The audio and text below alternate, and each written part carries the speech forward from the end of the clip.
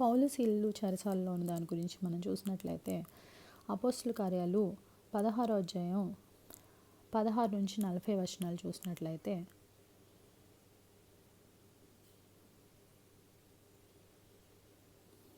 మేము ప్రార్థనా స్థలమునకు వెళ్ళుచుండగా దెయ్యం పట్టినదై సోద చెప్పుడు చేత తన యజమానులకు బహులాభం సంపాదించున్న ఒక చిన్నది మాకు ఎదురుగా వచ్చును.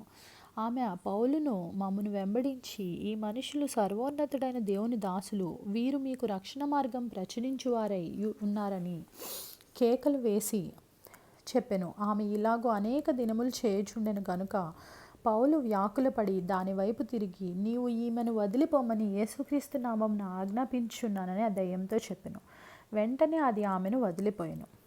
ఆమె యజమానులు తమ లాభసాధనం పోయేనని చూచి పౌలును శీలను పట్టుకొని గ్రామపు చావిడిలోనికి అధికారుల యొద్దకు ఈడ్చుకొని పోయిరి. అంతటా న్యాయాధిపతుల యొద్దకు వీరిని తీసుకొని వచ్చి, ఈ మనుష్యులు యూదులయుండి రోమియులమైన మనము అంగీకరించుటకైనను చేయుటకైనను కూడని ఆచారములు ప్రచురించుచు మన పట్టణము గలిబిలి చేయుచున్నారని చెప్పిరి.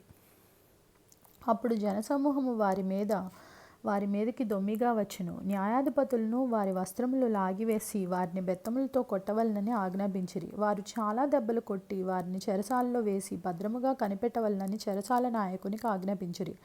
అతడు అట్టి ఆజ్ఞను పొంది వారిని లోపలే చెరసాలలోనికి త్రోసి వారి కాళ్లకు బొండి వేసి బిగించెను. అయితే మధ్యరాత్రి వేళ పౌలును శీలయు దేవునికి ప్రార్థించుచు కీర్తనలు పాడుచునుండిరి. ఖైదీలు వినుచుండిరి. అప్పుడు అకస్మాత్తుగా మహాభూకంపం కలిగెను. చెరసాల పునాదులు అదిరెను. వెంటనే తలుపులన్నీ తెరుచుకొనెను. అందరి బంధకములు ఊడెను. అంతలో చెరసాల నాయకుడు మేలుకొని చెరసాల తలుపులన్నీ తెరిచియుండుట చూచి ఖైదీలు పారిపోయిరనుకొని కత్తి దూసి తన్ను తాను చంపుకొనబోయెను. అప్పుడు పౌలు, నీవు ఏ హానియో చేసుకొనవద్దు, మేమందరము ఇక్కడనే ఉన్నామని బిగ్గరగా చెప్పెను.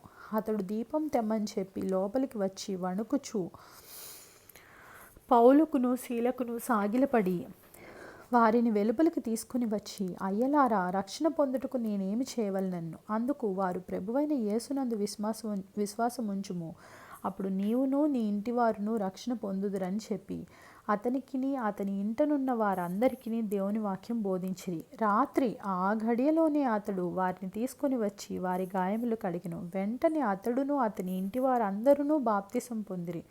మరియు అతడు వారిని ఇంటికి తోడుకొని వచ్చి భోజనం పెట్టి దేవుని యందు విశ్వాసం ఉంచిన వాడై తన ఇంటి వారందరితో కూడా ఆనందించెను. ఉదయమైనప్పుడు న్యాయాధిపతులు ఆ మనుషులను విడుదల చేయమని చెప్పుటకు బంటులను పంపిరి. చెరసాల నాయకుడు ఈ మాటలకు పౌలునకు తెలిపి, మిమ్మును విడుదల చేయమని న్యాయాధిపతులు వర్తమానం పంపి ఉన్నారు కనుక మీరు ఇప్పుడు బయలుదేరి సుఖముగా పొండని చెప్పెను. అయితే పౌలు, వారు న్యాయం విచారింపకయే రోమియులమైన మమ్మును బహిరంగముగా కొట్టించి చెరసాలలో వేయించి ఇప్పుడు రహస్యముగా వెళ్ళగొట్టుదురా? మేము ఒప్పము. వారే వచ్చి మమ్మను వెలుపలికి తీసుకొని పోవాలని చెప్పెను.